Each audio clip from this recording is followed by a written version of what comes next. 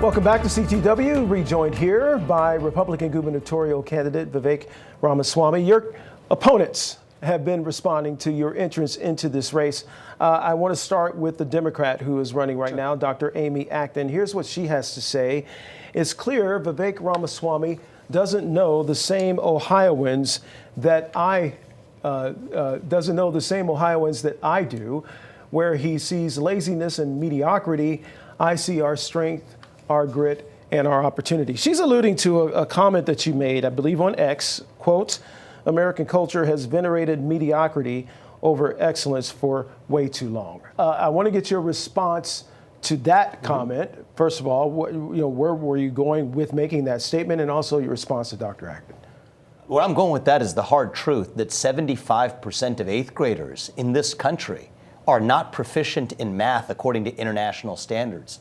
There are now kids in other countries where English isn't even their first language, doing better on English proficiency than our own kids here at home. So speaking as an American and as an Ohioan, that's unacceptable to me. You defend this then? You defend what this? What do I defend is I defend the idea that we need to reform our education system. But the characterization? The characterization is we need to reform our education system. And anybody who stands in the way of that, you know what? We're going to stand for what is true. I care too much about our kids, and I care too much about this country to watch us decline while China laughs at us. No, that's not happening on my watch. And for Amy Acton, she's responsible for that.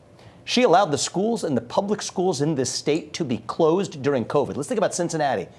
Cincinnati public schools closed for over a year, while my alma mater of St. X, I went to public schools through 8th grade. I went to St. X for high school. St. X closed for all of 5 days. School, smaller population. And she owes those kids. Okay, if I may finish, Curtis, you brought up my response. I want to be respectful here. She owes those kids in Cincinnati public schools an apology, because those kids will never get that year of their education back. They're now behind in math and reading and writing proficiency. They're now behind their peers, not only in the United States, but in other countries like China. And I think we deserve a class of leaders who does what is right for our kids, and that involves speaking hard truths when necessary. Perhaps that's a lot easier to say in hindsight. Thousands of Ohioans died during the pandemic. This was a situation that a lot of people did not know, as it was developing and growing, how extensive this was going to be. If I may respectfully draw a contrast there. There were other states that kept their schools open. And if we look back and say which states made the right decisions, the ones that allowed their public schools to be closed, or the ones that allowed their public schools to remain open, knowing the whole time that children were at far lower risk, the answer is crystal clear. Those kids are worse off because those public schools were closed, and we should have left them open. And we should have the courage to be able to admit that, to do better in the future. And I really don't have a ton of patience for high-minded preaching for those who actually betrayed our kids, who those kids are now going to be behind really for duration. They're never going to get that year of education back. So we shouldn't be talking about inequality and preaching about it, when in fact the very policies that created that inequality were made by actually some of those government bureaucrats. And that's going to end on my watch. I want to talk about what Attorney General Dave Yost, who's your fellow Republican, who's also running for governor, here's what he has to say about you entering the race. We'll see if he actually stays in. Mr. Ramaswamy quit on President Trump and Doge on day one. He quit on Ohio, and he quit his presidential campaign after a devastating fourth place finish in Iowa. Okay, we've touched on Doge and your reasons for leaving. What are your thoughts on what Attorney General Yost has to say? Dave Yost is a friend, and he's a good man, and I'm going to resist the temptation to strike back or say negative things about him, because I want whatever the next chapter of his career to be something positive, and I don't want him to come out of this bruised, and to make a contribution to the state or the country in whatever way he sees fit. Obviously, use the word devastating. I'm sure he is devastated by the fact that I'm at 60% in the polls and received every statewide endorser who's has endorsed me, and particularly President Trump and Elon Musk earlier this week endorsed me as well.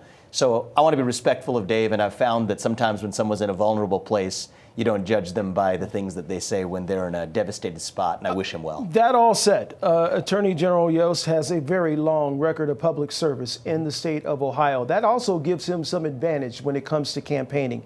You have talked about the fact that you're going to go to all 88 counties. That's right. In the state, retail politics. No one's going to doubt your effectiveness on the national stage, but all politics is local. How do you get the trust of those precinct workers, those heads of local Republican parties? How do you get them behind your candidacy? Well, through candor, through honesty and authenticity. I don't think now is a moment where we need a tried and true career politician from a different era. It's time for a new generation of leadership in our state. And I will say it's going to take a team effort to do it. I'm not doing this alone, Curtis. You look at the other base of statewide elected officials, there's one candidate they've all lined up behind right now. And I'm honored to say that's me. Frank LaRoe is our current Secretary of State, who's now going to be, I believe, our next state auditor. He's going to be successful in that. He's come out and endorsed me, not his former colleague.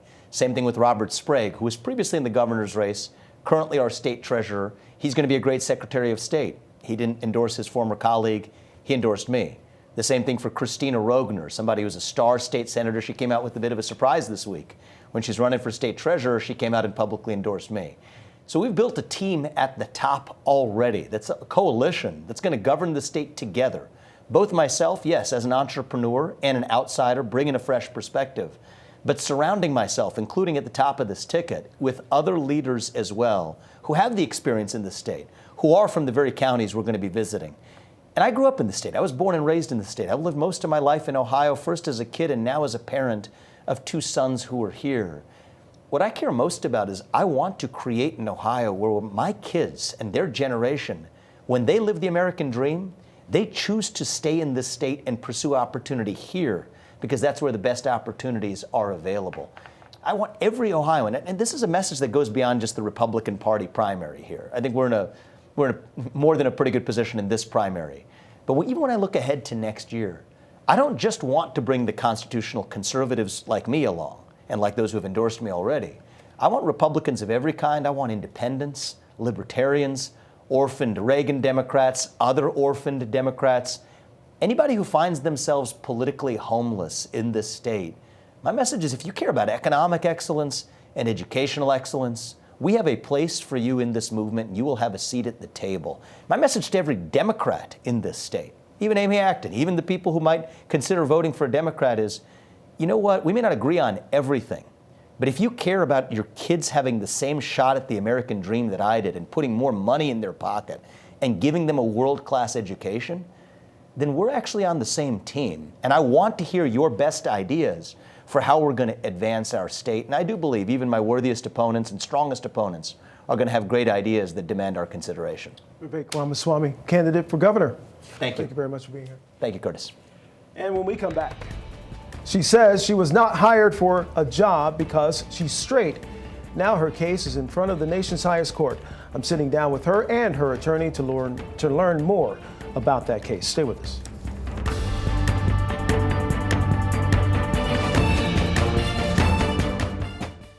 Thank you for watching our YouTube channel. Let Spectrum News be your resource for balanced, in-depth political coverage, and click the subscribe button right here.